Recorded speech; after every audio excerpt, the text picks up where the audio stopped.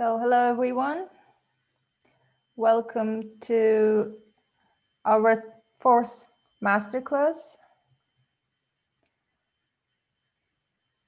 We'll wait a bit until we have a bit more participants. So today we are doing our fourth masterclass in the series of masterclasses as a part of our SME program. So here in ITU, we recognize the role of tech startups and SMEs. So we would like to help them to scale up their businesses, their projects. And today, our partner, Olga Kuznetsova, will teach us how to prepare the pitch desk. So Olga is CEO of the Startup Club, so I will let her to introduce herself. And after the presentation, we'll open floor for the question and answer. So please ask any question you have using chat functionality or Q&A, and we'll make sure that all your questions be answered. So Olga, would you like to introduce yourself a bit? Yes. Thank you, Titi, for a great introduction. I'm thrilled to be here today and very excited to see everyone in the audience. I really hope that you'll be able to learn something new in the next hour or so of our workshop. So I'm just going to go ahead and jump into my slides, and we can kick it off slowly. So my name is Olga. I'm the CEO of the Startup Club, and today I will be talking to you about preparing the investor pitch deck and an investor-oriented presentation. Myself, I'm a Ukrainian by origin, just to give you a quick introduction, but I've traveled a lot over the past couple of years for both for studies and for work. I lived in Canada, UK, Italy, and France currently.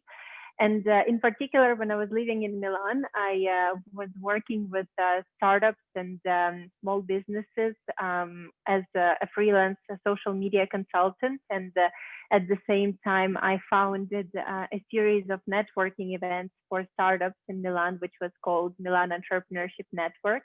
And this organization, over the course of a couple of months, grew into what we now know as the Startup Club. Not all of you might have heard about us, so I would like to tell you just a little bit more. At the Startup Club, we're building a global entrepreneur community, and we help startups, scale-ups, and ventures in different stages in their growth, development, and funding journeys. And we do so primarily through our events. At the Startup Club, we host various kinds of events, from pitch night, where early stage companies can connect with advisors and investors and get valuable feedback and advice. We also host some events that are bigger investor conferences, where ventures in different stages of fundraising can come in and present to a large group of active investors at the same time.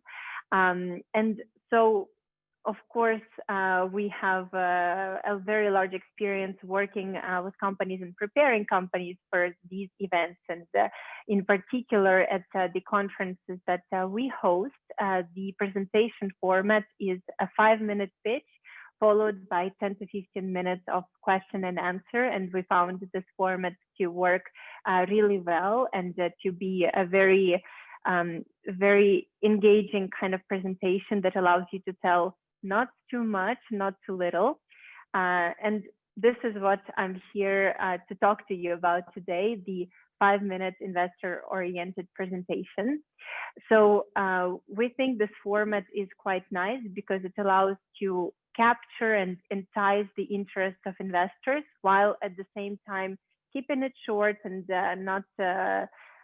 not making it too long or too boring, because investors, funny as it is, don't have a very long span of attention. So you really need to grasp it while you have the time. So the 5-minute presentation, we usually recommend that it is no longer than 10 slides. That's why you have a good amount of time, about 30 seconds or a little more, to spend on each slide and to dive into the detail on some of them while leaving a little bit more space for the others.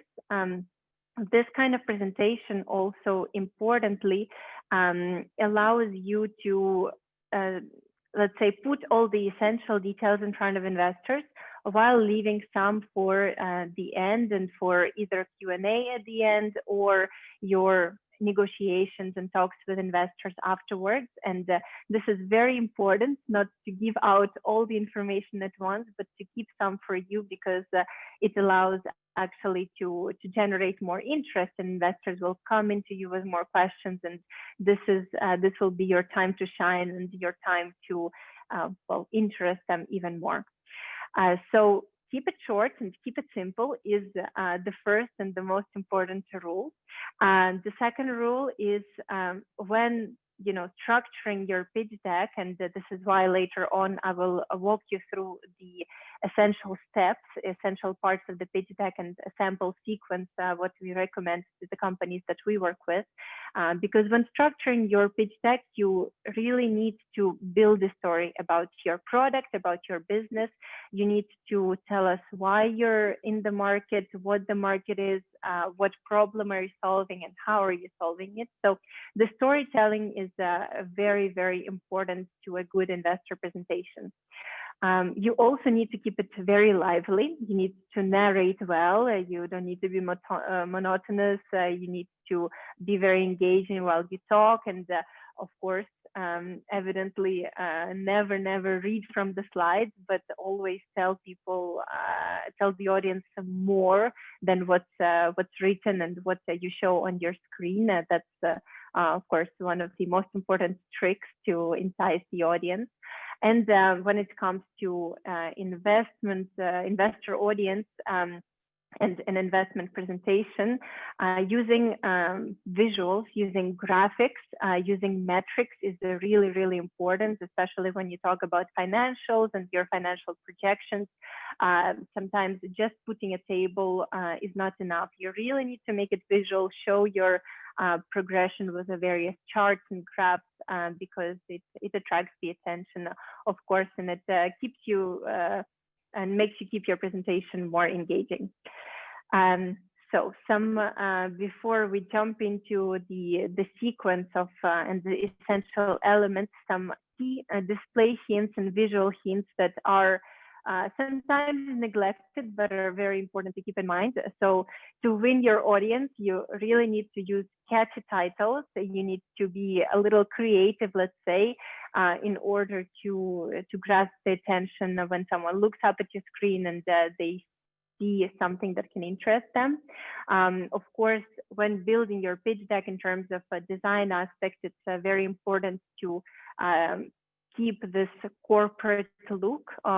So use the colors of your company, use the logo of your company in every slide. Use, for example, here you can see I put the logo of the Startup Club in the corner, and I also put our website to the bottom. So at any time, if someone, let's say, tunes in the middle of your presentation, they can instantly see which company it is and how to reach out to you or contact you. So it's very useful to keep those details still on the screen at every time. Then, of course, something that's might be obvious, but sometimes we forget about it or look over it. The presentation itself, you need to, of course, avoid small fonts. Everything needs to be very readable. You don't use light colors on light background or dark colors in dark background. Everything needs to be very highly readable. And of course, using graphs is very important, as I said, to grasp the attention, to make it, well, visually appealing, and never ever put the important content on the bottom, because well, it's a human nature. We start on top and we don't always finish what we started. So keep the most important content on top of your slides. Apart from the visual hints, and something that you always need to keep in mind while creating your pitch deck is you need to answer what one question for investors: what's in it for me? Why is it interesting for me as an investor to hear about this company, to listen through the 5 minutes of their presentation? So each slide, in one way or another, in directly or indirectly, needs to say what is your value added and what makes your company unique. Of course, as you go through different slides, each of them, for example, it will say how you differentiate from the competition, what are the financial assumptions that make you unique. But every slide needs to answer this question and address this question, because this is, of course, the end goal of your presentation. And obviously, the intro and the conclusion need to be very strong, very visual, and need to summarize what your company is about, what your product is about, and what is, let's say, groundbreaking about your product. Because once again, it's our human nature. We remember the beginning and the end mostly. So the first slide and the last slide, they don't need to be very information heavy, but they need to contain, let's say, the key summary of what makes you unique.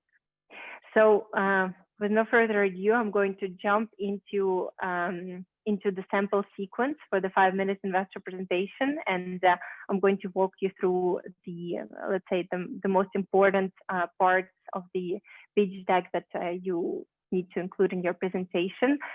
This is also the sample sequence and the template that we recommend the startups and the companies that present with us to use.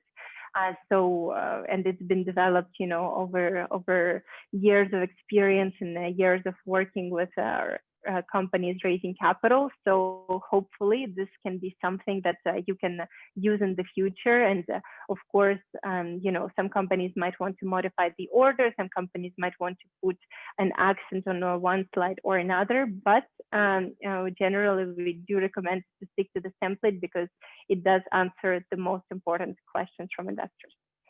So let's jump into it. Slide number 1. And by the way, usually, as I said, we recommend maximum of 10 slides when it comes to a 5-minute presentation. So in the case of our recommended sequence, we have 9 slides that allow you to show the most important parts of your business plan, while still, let's say, leaving some information out for the Q&A at the end. So slide number 1, it's of course very simple, as we know. It starts with just a general introduction, company name and logo, some contact information on the bottom, perhaps like the website, and importantly, we recommend that it contains a tagline. For example, for the Startup Club, our tagline is "One-stop shop for the global entrepreneur community," and it can be, either your vision or your mission statement, something that can that investors will see or say, okay, this is interesting, I'm going to listen to that presentation. The second slide here is where we can jump into more details, because the second slide usually can be a business summary statement. So it contains, in very simple words and very simple explanation of what your company is about, what kind of problem is it solving, what kind of market is it addressing, what kind of industry you are in, because sometimes we think we know so much about our business and we know so much about our industry, we assume that the audience does the same. And especially when we're talking to investors, sometimes we assume, oh, they must know what I'm talking about. But it's not always the case, because your company might be specialized in a particular sector or in a specific niche of the sector, and there might be a lot of technical terms that you use that the audience might not necessarily understand or be familiar with. So you need to avoid any kind of technical jargon or industry-specific jargon. You need to keep it simple, and in this slide, tell your audience the industry, what is your company about, the problem you're solving, and just kind of the very generic business position statement. Tell why investors can be interested in your product or your business. and well, display a hint once again, and keep on every slide this corporate look and feel, the logo and the footer, just to keep the audience reminded of your company and getting audience, let's say, hooked on your company's visuals. After you introduced us in generic terms into your business, you can jump into more details and tell us more about your market, because we might not know in what market you're operating. We might not know specific problems of your customers, of your stakeholders. So this slide is very important to educate your audience about your market. And of course, while doing so, you need to tell us about what are the gaps in the market, what are the problems, and what are the opportunities that you're jumping into, and what are the problems that you're solving. While doing this, it's very useful to, well, if you already have those kind of projections and calculations, to talk about your potential market size, the market that can be addressed, either in percentage terms, or also, of course, useful to talk about money terms, so that the audience knows instantaneously what is the size of the market that we're talking about, aka your, let's say, potential revenue on the long term. So market introduction is very, very important. It allows us to understand what makes your company a profitable solution. Once we know what your market is about and what are the challenges and the opportunities, this is the business concept slide, as we call it, is your time to shine and to tell us everything about your technology. Of course, once again, keeping in mind that you need to keep it simple and to keep it short and not to overwhelm your audience. But for example, when it comes to, let's say, products or businesses that are highly technological, that have a lot of R&D behind it, this is the slide where you explain it, and where you walk the audience through the process of how your business works. If you have some kind of product developed, you can show pictures of the prototype or how it looks like. Visualizing helps the audience understand it better. If you are a company that developed a e-commerce platform or an application, you can show screenshots, show what is the user experience like, and show what can your customers get from it, how you interact with your customers, how your customers interact with you. Just walk us through all those steps of actually how your company operates. It is very important, and show us what your business look like when it's successful, when it's fully functioning, because when pitching to investors, you might be in a stage of developing prototype. You don't have a product on the market yet, or you have it, but not, let's say, not with all functionalities that you would like to introduce. This is the slide where you also show what is, the fully functioning business looks like on the long term, and what do customers get out of it. This allows investors, of course, to see what exactly they would be putting their money towards.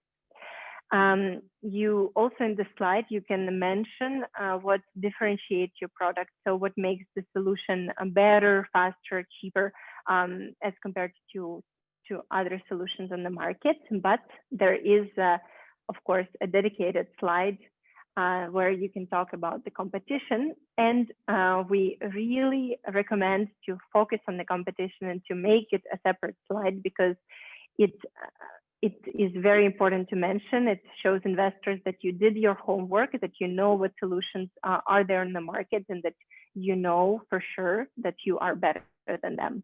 And we often come across companies that say, that they have developed a very unique product, and that say, oh, I don't have any direct competition. My solution is the only one on the market, or will be the only one on the market. And while it is very good to say that, and shows that you have a very strong business model, it also shows a weakness, because no matter what market we're operating in, no matter what product we developed, there will always be competition, even if it's indirect. There will always be some kind of an alternative, some kind of another way of doing things, even if it's less efficient, even if it doesn't have all the same features. There's always someone who is trying to do something like you, or there's always some companies that are developing alternatives. So showing competition is very, very important. And we recommend, strongly encourage even that you show it very visually. So here I put two examples, quite simple ones of how can you show competition. So it can be either a graph showing, let's say, the competitive landscape map, and where you're placed as compared to your other competitors. Or you can put, for example, a table which is simpler, showing what are the different features that your company has, and as compared to other competitors. There, of course, can be other creative ways to show it, but those are the two clear examples that we see most often and that work very well to show how you differentiate from your competitors. And you also on this slide, if you want to add a little bit more depth and the details, you can have a little section, at the bottom or on the side, talking about your competitive advantages and maybe barriers to entry into the market, because as we know, some industries are very saturated, and it is always good to mention it. Or of course, this is something that you can say that you can save, for example, for the Q&A with investors.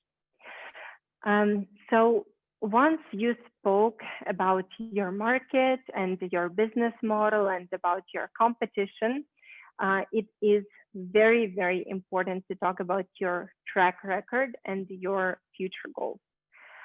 So this is the slide that needs to be present in any pitch deck, and it's very important for investors. You need to show, let's say, what have you done so far and what do you plan to do in the near future.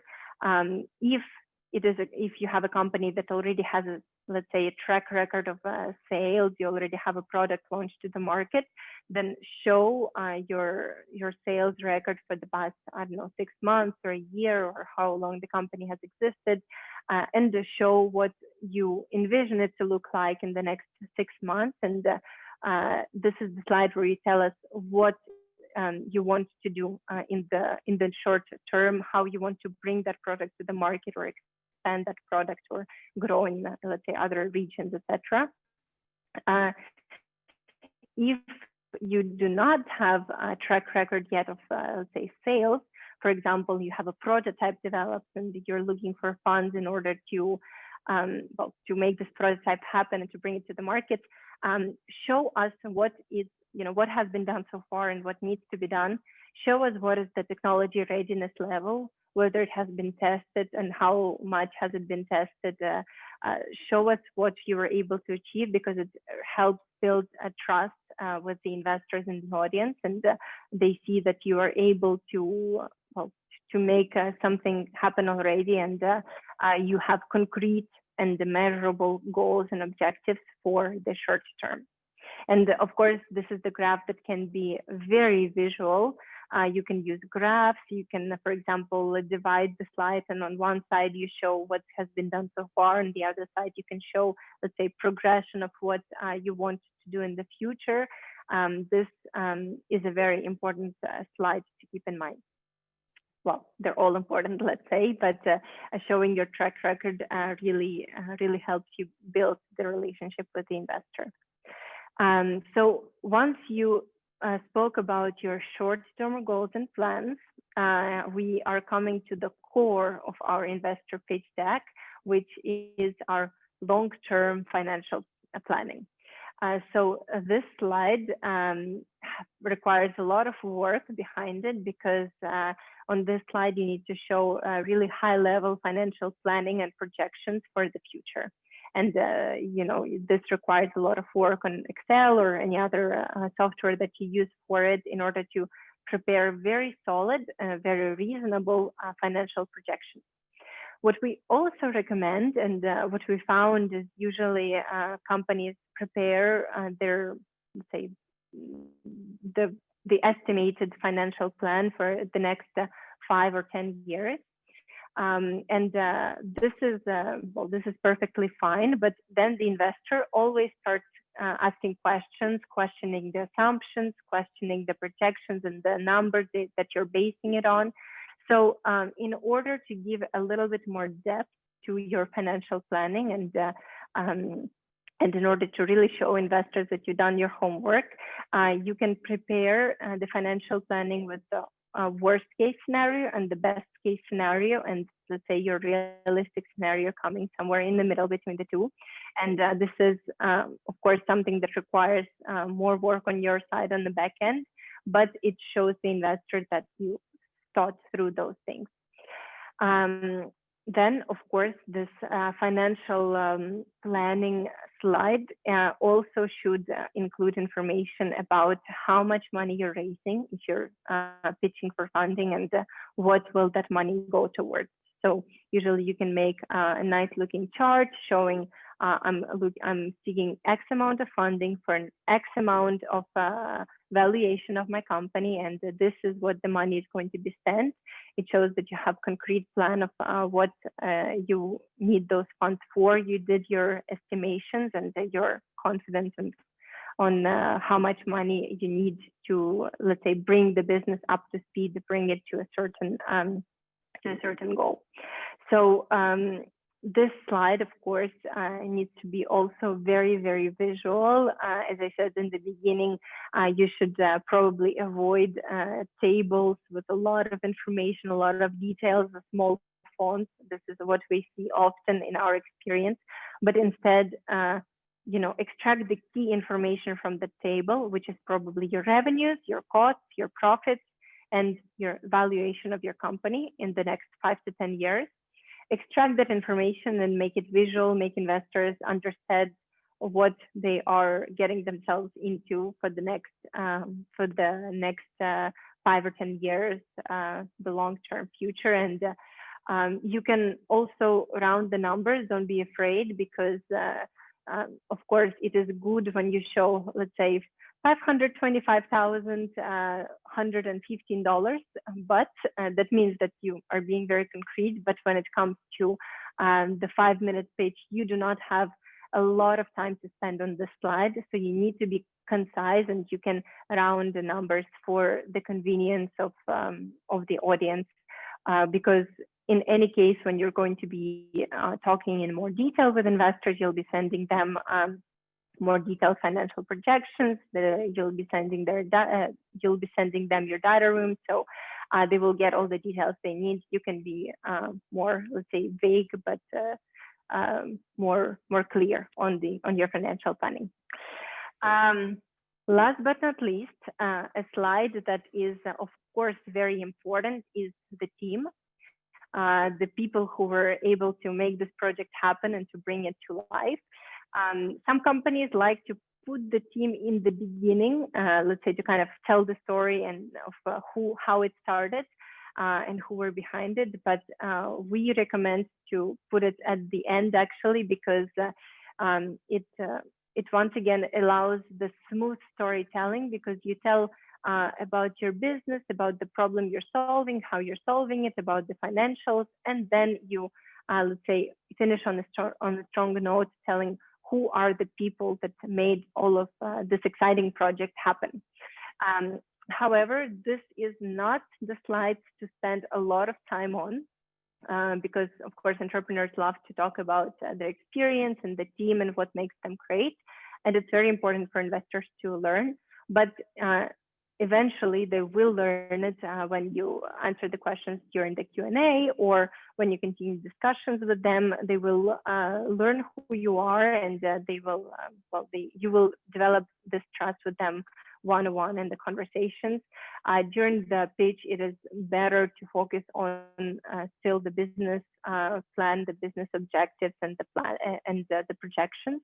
So the team slides, don't try to focus too much time on it, too much attention, but still try to highlight the key experiences of your team that makes this team unique to this project and can help this project succeed. So list the key the key team members, the key management, list their name, a short bio, and contact details. It is always better to have it out there. When writing the bio, try to include only the pertinent information and the pertinent accomplishments that are relevant to making this project a success. Because of course, every team member can have years and years of experience in various industries, but try to focus on the relevant things. Also, not to overload the slide, because otherwise it becomes really a lot of text and very small font, and it is visually less appealing and less attractive. And also, apart from the core team, feel free, if you are allowed to, include the names of, let's say, of your investors who have already supported the project, of your advisors or board members, relevant people who make this project a success and who can help you connect in your particular industry or develop and grow. Those are things that impress investors, and it shows that your project is already backed out by influential people in the industry, or renowned professionals. So once you introduce the team, it brings us very nicely towards the conclusion of your pitch deck, of your presentation. And the last slide is also very important, as I said, strong intro and strong conclusion. In the last slide, you need to be able to summarize your key strengths and summarize, let's say, do a very, very short version of an elevator pitch, a recap of what makes your company unique. Here I listed some of the things that you can talk about. Once again, you can recap the market size, the management experience, the competitive advantages, what makes your product unique, what makes your product differentiated on the market. You can talk about also, you can recap the financial projections, so you can recap how much money you're raising, just to leave it on a strong note with investors so they can keep it in mind. But always remember to keep this slide light, not to overload it with information. There's no need to do, let's say, another executive summary. You simply need to end on a strong note to highlight, once again, all the strengths and the unique value proposition of your company. And of course, leave the contact details, leave as much information as possible, leave your email, website, social media if you can, because people have different ways in which they like to connect. Some of them might just want to follow you on LinkedIn in order to keep up with updates. Some want to email you directly. So just keep all the options open, put as much contact information as you can so that everyone can reach out to you and keep in touch. And of course, add a nice thank you notes at the end. You can say something like, thank you. If you have any questions, let us know. Just a quick recognition for the audience that was there with you for the past 5 minutes, listening attentively to your presentation. So this concludes our 9-slide long sequence for a perfect investor pitch deck and well-structured 5-minute investor presentation. I thought that as a bonus, I would share with you some additional, let's say, tips and tricks about preparing to answer the most commonly asked investor questions that come at the end of the presentation. I listed here the 6 questions that in the past 2 years were asked the most frequently to the companies that presented with us.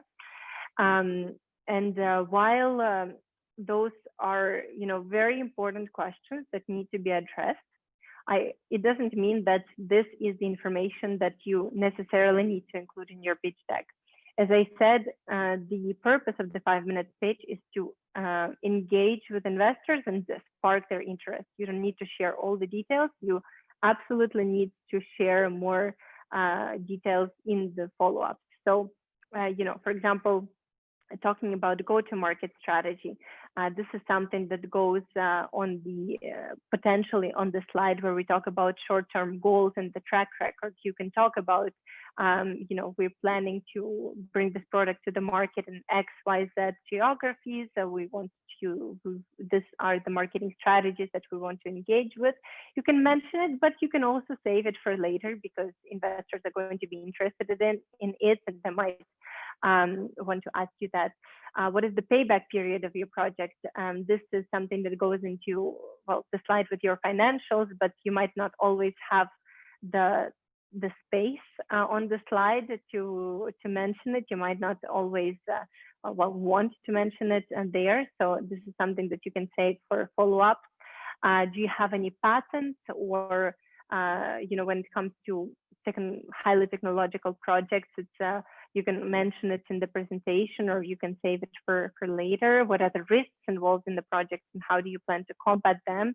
A question that came up very, very often in our experience, in our events, but this is a very interesting question to think about and to save for later. What is unique? What is your unique selling proposition in one sentence? You always need to have this one sentence prepared, your, let's say, one sentence elevator pitch to project to the audience and to investors. Always have it in mind. And have you secured any partnerships so far? Also, and a very interesting question, because partners are what allows us to grow in non-monetary ways, to gain more exposure and more visibility in new markets, or reach out to new customers.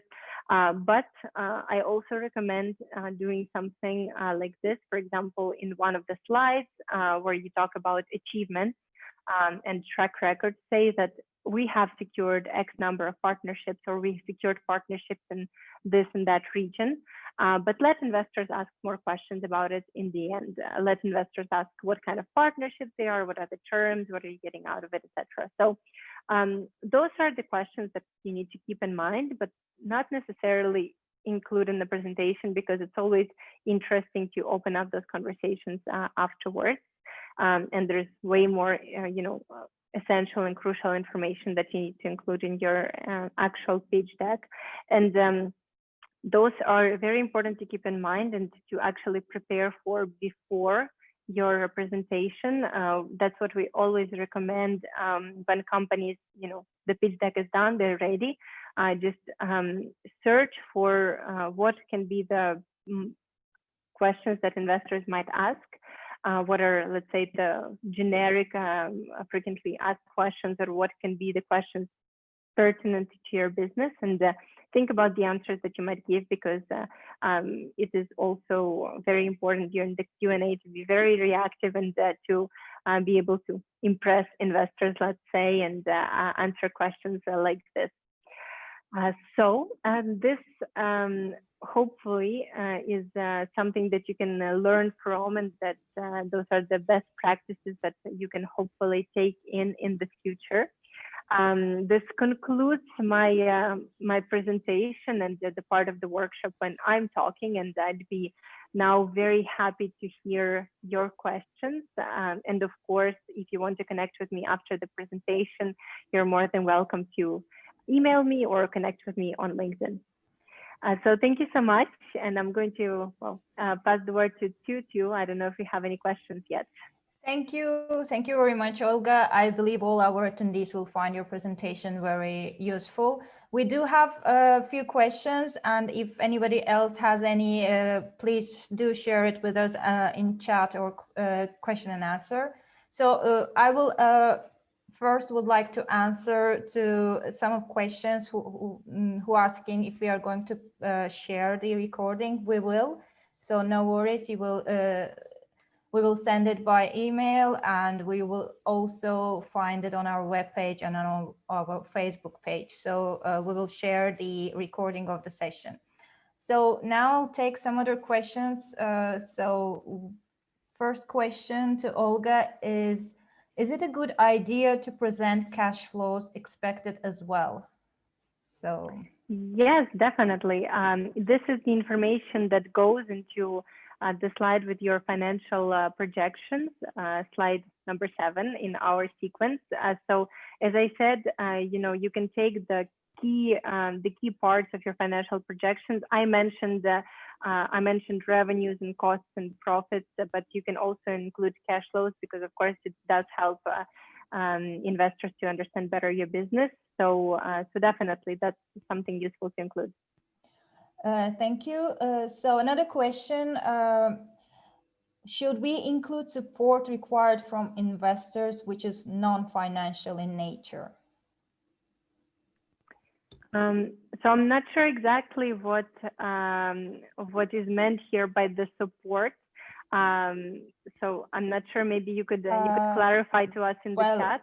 How I understand it maybe is the question is if in the presentation it should be stated what exactly the company, the startup is like wants from supporters, whether it's like financial contribution, and if not like any other type of the contribution like from investors. So do they yes, of course, include that? So of course now the landscape has changed a little bit, and companies are looking for smart money and investors that can help them in many other ways. So understand the question better now. Definitely, and this is probably something that, if you have any kind of concrete, let's say, measures or goals that you want from your investors, potentially that this is the information to include in the slide where you're talking about how much you're raising and what will this money be used for. It's also very interesting for investors to see that you have, let's say, concrete ideas in mind and what you want your investor group to look like. So it's a good idea to include it if you have, let's say, concrete examples. If you can also save it for individual conversation with investors. It's up to the company, because if you have, if you don't have a very concrete vision of what you want your investor to do, let's say just like, okay, I want someone who can help me develop in this industry or who has connections in this industry. Maybe this is something that you can say for individual talks with investors. Thank you. So here we have another question. Does the format have to follow the prescribed version, or if a startup has a formula they've been using, is that okay? So let me answer that. Maybe it also, it's related to our awards sessions, pitching sessions that we are going to have next week. So this is not like prescribed version. We do not like to force it. If you have any other formula or like set of presentations that's been working for you well in like previously, please do use those. That was more like advice, and we wanted to facilitate for you the presentation, the pitching session during pitching sessions. So yes, definitely. So of course, this is not, this is not the set in stone sequence. And as I said in the beginning, companies, you might already have a pitch deck developed, and you might want to, let's say, shuffle the elements and change the sequence, which is completely fine. This is, let's say, if you are doing the pitch deck from scratch, that might be a good sequence to follow because it allows you the storytelling. But if you already have your pitch deck developed, then, which it happens often with the companies that we work with, you might want to still just take a look at the sequence and see if there are any key elements that maybe you're missing in your pitch deck that you would like to add or reshuffle a little bit, because there might be some things that you haven't thought of, or some things that you think you can change a little bit the format or the way you're displaying it, the visuals. So it's always a good idea to, let's say, take some of those best practices, but of course you're not forced to keep this format. Thank you. So we have a question from Vinay.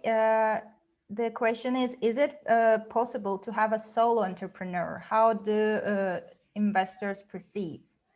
So what I understand, instead of team, what if you are alone? So yes, well, it happens often. It happens often that someone has, great idea, or has a product that they were able to develop, and that's absolutely fine. In this case, you highlight your experiences at the end of the presentation, what you've been able to achieve so far and what you're looking for. Of course, eventually you're going to need a team, because if you're raising money to build a strong company, you probably will not be able to continue to running it by yourself. So perhaps the funding that you're raising is going to go to recruit some people in the team, and if that's the case, then it's always very good to mention it. Let's say what kind of capacities you want to develop when you develop your team in the future. But there's nothing wrong with being a solo entrepreneur. It shows very strong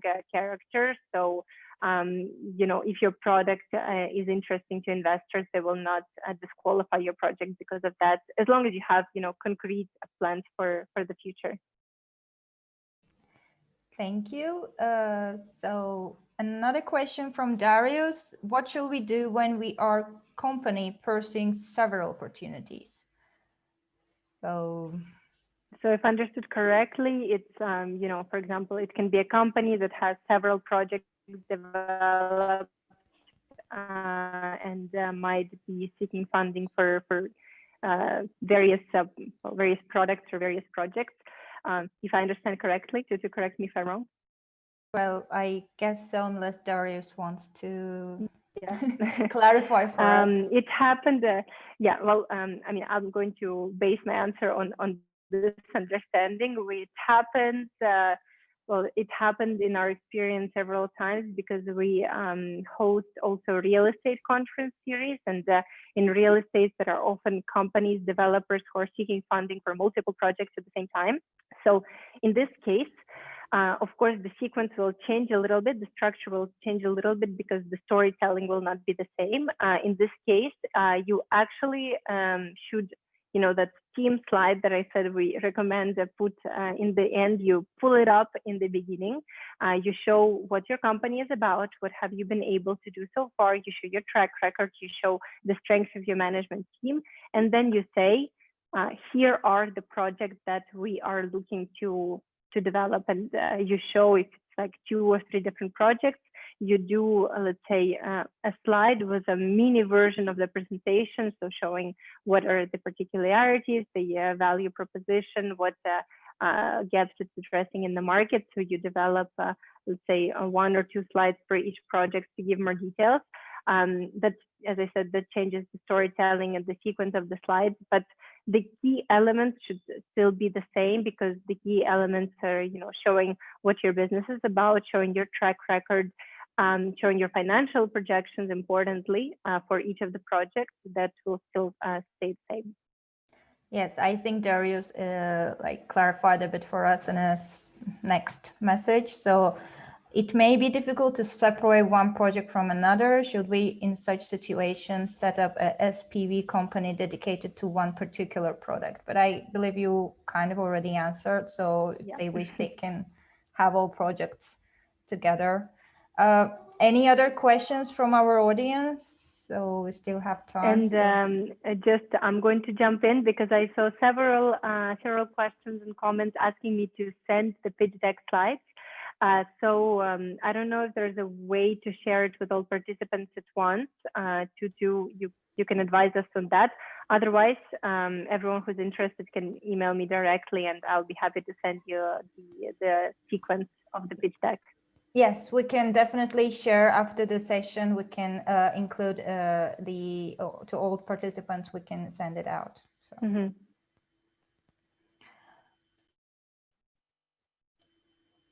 So apparently we don't have any more questions. So then maybe we'll finish a bit earlier. And oh wait, we have a raised hand from William. So William, actually our colleague from ITU. So I will give floor to William. Great. Hi, William. Oh.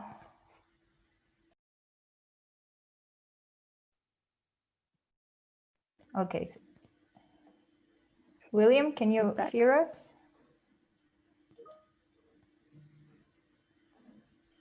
I got cut off the system actually, so my excuse.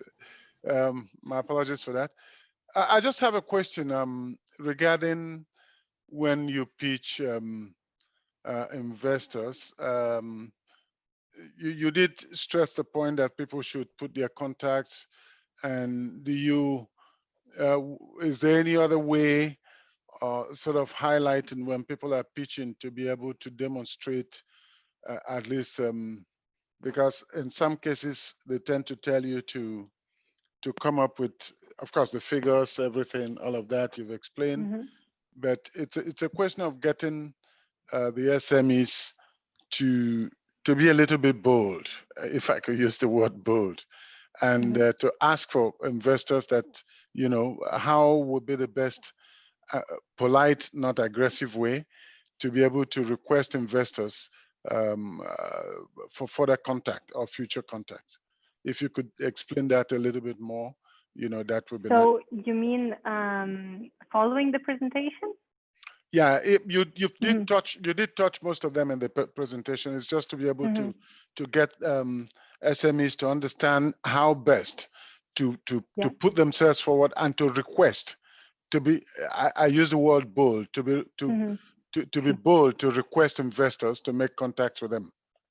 Yeah, of course, when it comes, for example, for an online conference, as it's happening right now, unfortunately, we're not able to, let's say, meet in person. So when it comes to online conferences, online networking, if you present it and then investor has a question to you afterwards in the Q&A, you can say, for example, you answer the question and you say, I'd be happy to share with you more details. Could I have your email? So then you can, it's a nice way to ask for their email address in order to be able to follow up. You share with them some more information.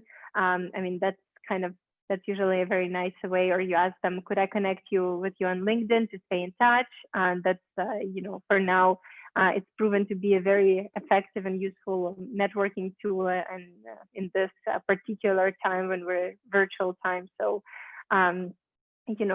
you can be smooth and soft in order to get their contact details. And then when you do reach out to them, always try to send them a little bit more details, not just saying like, hey, could we chat, but maybe sending them a little more details, so you always keep them engaged and get them to read a little bit more about your company. Hopefully that answers your question. Oh, that's perfect. That's what I wanted to, just to be able to also get them, our colleagues are listening, that there are some sort of, how could I call it, maybe more political approach or a soft approach in getting establishing contact with potential investors.